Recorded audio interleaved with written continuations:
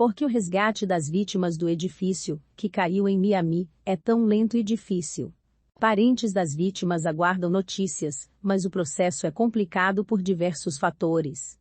Um incêndio dentro do monte de escombros do prédio, que desabou na quinta-feira, 24, na cidade de Surfside, ao lado de Miami, nos Estados Unidos, dificulta o complexo processo de resgate das vítimas. O número de mortos atualmente está em 9 pessoas, e ainda há dezenas de desaparecidos. Nossas equipes de resgate encontraram outro corpo nos escombros, disse no sábado Daniela Levine Cava, prefeita do condado de Miami-Dade, onde fica a cidade de Surfside. A lenta contagem de mortos está gerando desespero em familiares das vítimas, angustiados por não saberem o paradeiro de seus entes queridos. Leia também. Veículos de imprensa americanos incluem uma criança brasileira na lista de desaparecidos. Lorenzo Leone, de 5 anos, estaria na unidade 512 da Chaplain Towers junto com seu pai, Alfredo Leone, quando o edifício veio abaixo. A informação foi publicada pelos jornais The New York Times e Miami Herald, além da rede de notícias CBS News. Lorenzo é filho da brasileira Raquel Oliveira. Na sexta, Raquel Oliveira postou em seu perfil nas redes sociais que as buscas não param e vão continuar por dias. Essa noite deixei meu DNA, para compararem com os das crianças não identificadas, conforme forem achando. A BBC News Brasil entrou em contato com familiares de Raquel e Lorenzo, mas não obteve retorno. Pelo menos outros 18 latino-americanos estão entre os desaparecidos. Nas primeiras horas após o colapso, os bombeiros resgataram 35 pessoas com vida. Entre os mortos, até o momento, a única pessoa identificada é Stacy Fang, mãe de um jovem resgatado com vida logo após o acidente. A cada minuto que passa, a esperança de encontrar sobreviventes diminui. O número de mortos deve aumentar significativamente. Estamos enfrentando dificuldades enormes com este incêndio, disse Levine Cava na manhã de sábado. A prefeita explicou que uma trincheira foi cavada nos escombros, para controlar um incêndio localizado muito fundo sob os restos do prédio de 12 andares.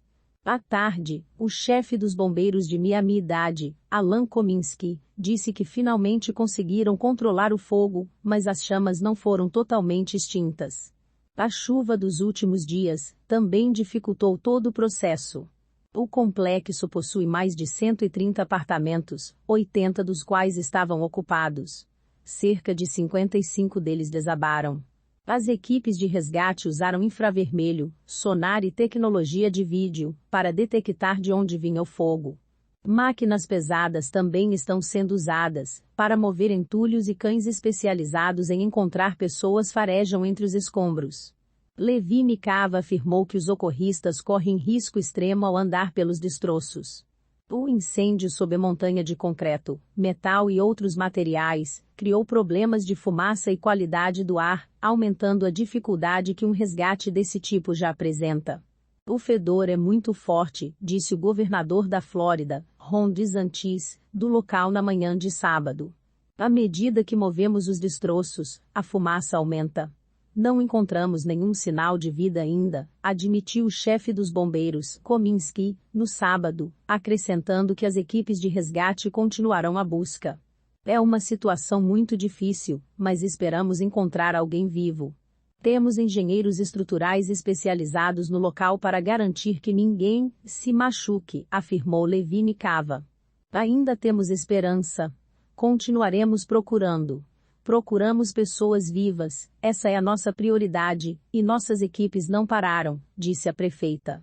Em uma rua próxima, foi montado um memorial com velas, flores e mensagens de apoio, além de dezenas de fotos de desaparecidos. Longe da zona de colapso, a frustração dos familiares aumenta. Não está sendo feito o suficiente, disse o americano Mick Salberg à agência de notícias AFP. Ele foi de Nova York para Miami para acompanhar as buscas, porque tem 5 familiares, incluindo seus pais, entre os desaparecidos. Eu quero respostas, disse ele.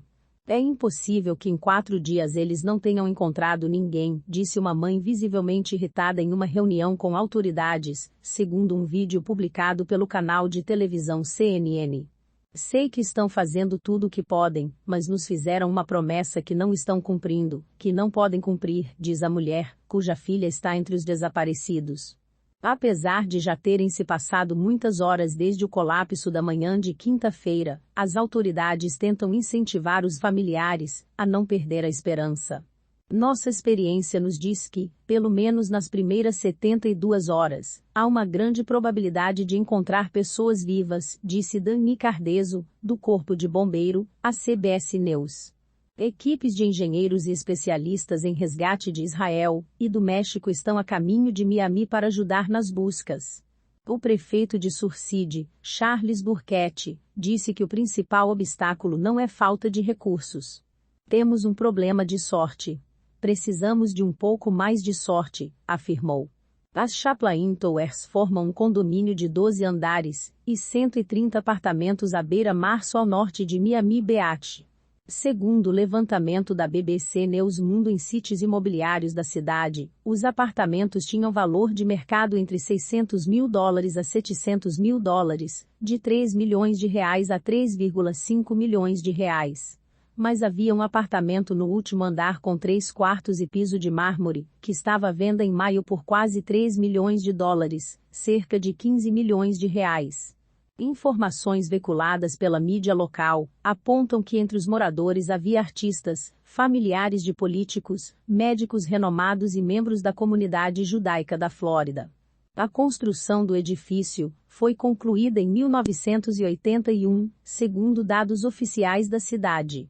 Como a regulamentação em vigor estabelece que as construções desse tipo devem passar por fiscalização aos 40 anos para garantir sua habitabilidade, o prédio estava em obras para poder ser fiscalizado por especialistas e obter sua recertificação, segundo autoridades locais. O trabalho estava sendo feito no prédio para atender ao padrão de 40 anos. Isso é algo que foi implementado não apenas para o condado, mas para todos os municípios, e temos um código de construção rígido desde o furacão Andrew para atualizações e melhorias, afirmou Sally Iman, inspetora do condado de Miami-Dade. Segundo o prefeito de Surtsey, o prédio estava passando por manutenção no telhado, mas não aponta eventual relação entre essas obras e o desabamento. Ele afirmou não conseguir imaginar nenhum motivo para a tragédia, mas aventou a possibilidade de uma cratera embaixo do edifício, ou algum problema na fundação. Um corretor de imóveis, que vende propriedades no prédio, disse ao jornal Miami Herald que o complexo Chaplain Towers estava em boas condições, e que os reparos estavam apenas começando para nova certificação. Segundo o jornal, a Associação de Moradores contratou recentemente um engenheiro para fazer as mudanças estruturais e no sistema elétrico necessárias para obter a nova licença, mas as obras ainda estavam por começar. Peter Diga, presidente e CEO da Associação de Construtores e Empreiteiros da Costa Leste da Flórida, disse à afiliada local da emissora CBS, que provavelmente há uma conjunção de múltiplos fatores por trás do que aconteceu, e que levará anos para determinar as causas da tragédia. Se inscreva para acompanhar a cobertura completa dessa notícia, e de muitas outras.